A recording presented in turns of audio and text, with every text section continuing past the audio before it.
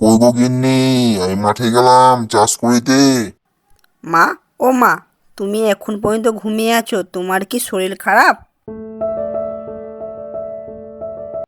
হ্যাঁ বাবু, আমার শরীর খারাপ করছে। তুই কোথায় যাস না বাবু? কেন মা? তোমার বাবাকে খাবারটা দিয়ে আসবা। মা, বাবার মাঠে যাওয়া অনেকক্ষণ হলো, তাই না? বাবাকে খাবারটা দিয়ে আসি। বাবু এইদিকে বসো, খাবারটা খেয়ে নাও, তারপরে তুমি তোমার বাবার জন্য খাবারটা নিয়ে যাবে।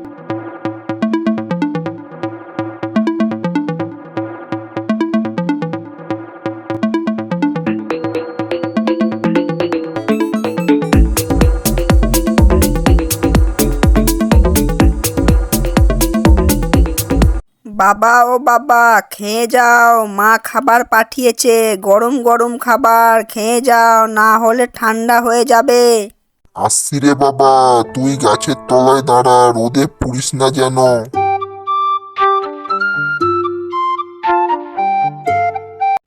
বাবু, তুই এলি কেন খাবার দিতে? কেন রে স্কুলে যাসনি? না বাবা, আজকে স্কুল ছুটি আছে। আর তোমার মা কি করছেন? মার সকাল থেকে শরীর খারাপ, রান্নাটা কোনো মতে করেছে। মা বলল তোমার বাবাকে খাবারটা দিয়ে আসো। না না বাবা, তুই এত রোদে কেন বের হয়ে এলি? সামনে তোর পরীক্ষা, তোর শরীর খারাপ হলে কি হবে? একটু রোদ লাগলে কিছু হবে না বাবা। আর তুমি যে সকাল থেকে রোদে পুড়ে কোদাল চালাচ্ছ। আমার কথা ছাড়, আমি গরিব চাষির ছেলে। রোদ ঝড় বৃষ্টিতে তো জীবন, পরিশ্রম না করলে খাবো কি? আমি তো চাষির ছেলে, রোজ ঝড় বৃষ্টিতে ঘুরতে দাও না কেন? এই কথা বলিস নে বাবু, তোকে কত যত্ন করে মানুষ করছি, রাত দিন কষ্ট করে যাচ্ছি, তোকে পড়াশোনা শিখাবো, শিখিয়ে বড় মানুষ করব। তোর মার কত স্বপ্ন, ছেলে বড় হবে, মান্যগুণ্য মানুষ হবে, তখন আমাদের গর্বে বুক ভরে উঠবে। কিরে বাবু, পারবি না? হ্যাঁ বাবা, পারবো, ঠিক পারবো। তুমি তাড়াতাড়ি খেয়ে নাও। হ্যাঁ বাবু, তাড়াতাড়ি খেয়ে নিচ্ছি। বৈকালে অঙ্কের বাদল মাস্টারের কাছে পড়তে যেতে হবে। তাই তো, অঙ্কের বাদল মাস্টার না থাকলে আমি এত সাহস পেতাম না। এতদিন হয়তো তোমাকে চাষবাসের কাজে লাগিয়ে দিতাম।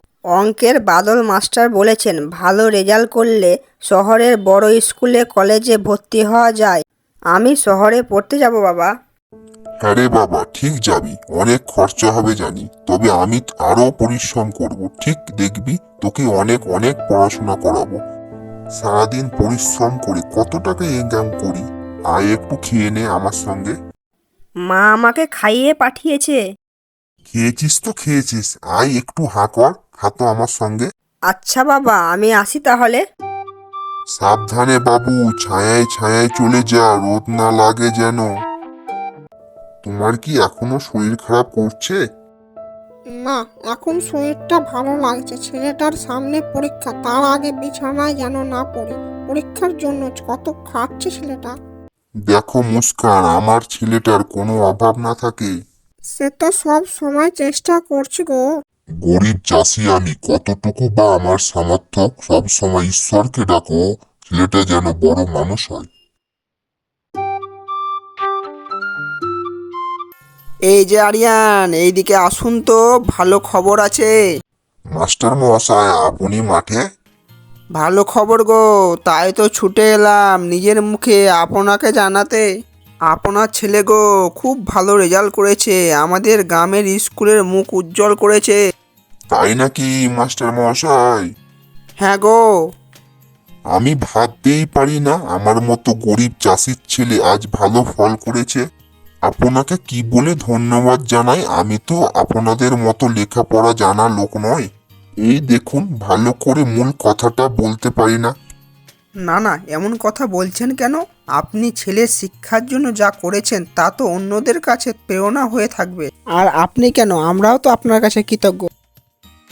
একটু ছেলেটার দিকে দেখবেন কিন্তু, আমার ছেলেটা যেন মস্ত বড় মানুষ হয়, অনেক নামডাক হয়। তোমার ছেলের যা নাম্বার, আমি নিশ্চিত যে শহরে নিজের পছন্দ মতো বিষয়ে পড়াশোনা করতে পারবে। আর স্কলারশিপ পেলে আপনারও কিছু খরচ কমবে। আপনারা যা ভালো বুঝেন তাই করুন। যাই হোক, ওর মাকে খবরটা দেই, ওর মা খুব খুশি হবেন। সত্যি গো, এখনো কেন জানি না স্বপ্নের মতো মনে হচ্ছে আমাদের ছোট ছেলেটা চলে যাবে আমাদের ছেড়ে শহরের পড়াশোনা করতে, যেমনটা তুমি চাইতে। এইটা তো তুমিও চাইতে, তবে ছেলেটাকে ছাড়া কিভাবে থাকবো সেটা তো ভাবতে পারছি না গো আমি।